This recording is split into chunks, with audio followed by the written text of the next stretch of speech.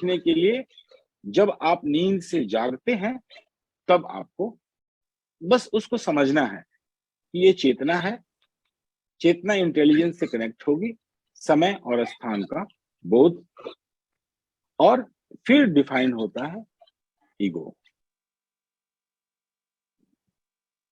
समय स्थान का बोध होते ही माइंड वहां से एक्टिव हो जाएगा और फिर एक आएगा मैं कौन हूं, एक रोल डिफाइन होगा और फिर एक्शन डिफाइन होगा।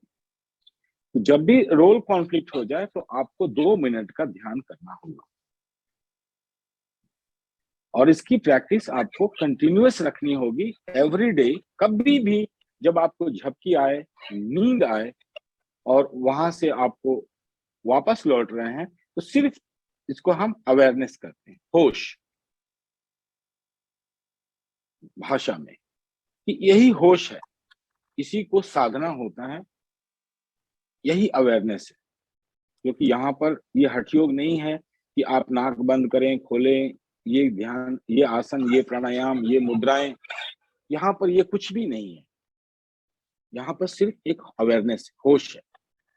प्रोसेस में जब आप लौट रहे हैं, जब आपका अवतार हो रहा है, जब आपका अवतरण हो रहा है, तो एक ईगो की आइडेंटिटी का अवतरण कैसे होता है उसको सिर्फ देखना, और वो आइडेंटिटी डिसॉल्व होती है, वो उसको हम आरोहण कहते हैं, असेंडिंग, एसेंट।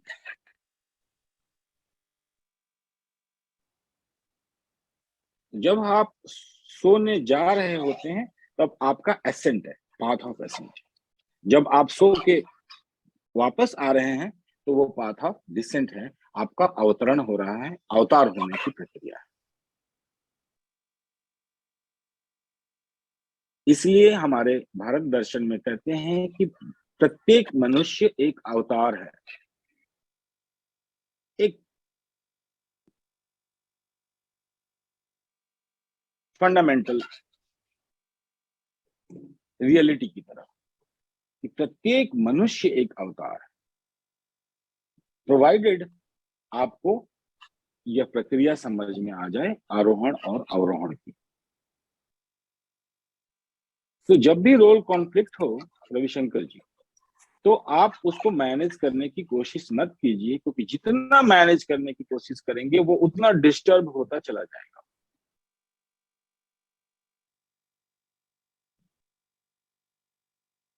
माइंड और ज्यादा कॉन्फ्लिक्ट में फंसता चला जाएगा, क्योंकि वो वैल्यू डिसाइड नहीं कर पाएगा। वैल्यू कॉन्फ्लिक्ट कहते हैं हम माइंड में।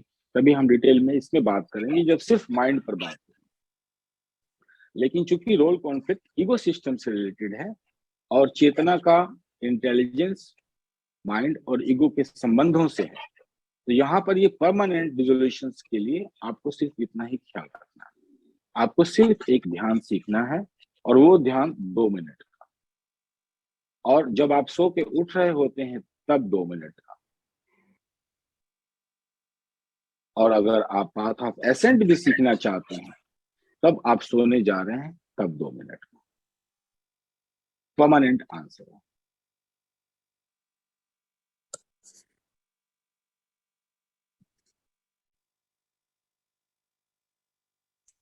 चेतना, इंटेलिजेंस, ईगो, माइंड और बॉडी, इसका हायरार्किकल संबंधों में कोई कंफ्यूजन नहीं होना चाहिए।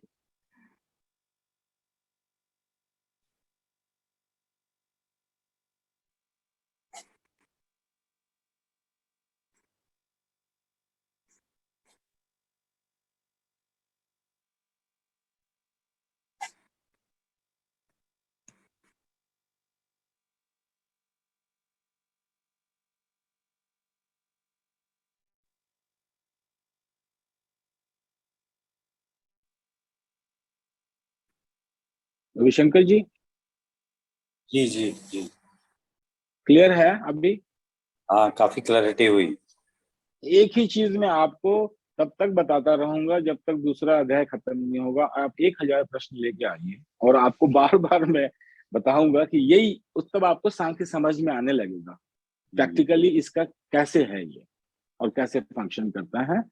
और चूंकि आपका प्रश्न इंटेलिजेंस और ईगो से रिलेटेड है, हम माइंड को नहीं जा सकते, आप माइंड को मैनेज नहीं कर सकते, क्योंकि अगर इंटेलिजेंस ईगो में ही कॉन्फ्लिक्ट आ जाता है तो कोई दवा काम नहीं आती माइंड की।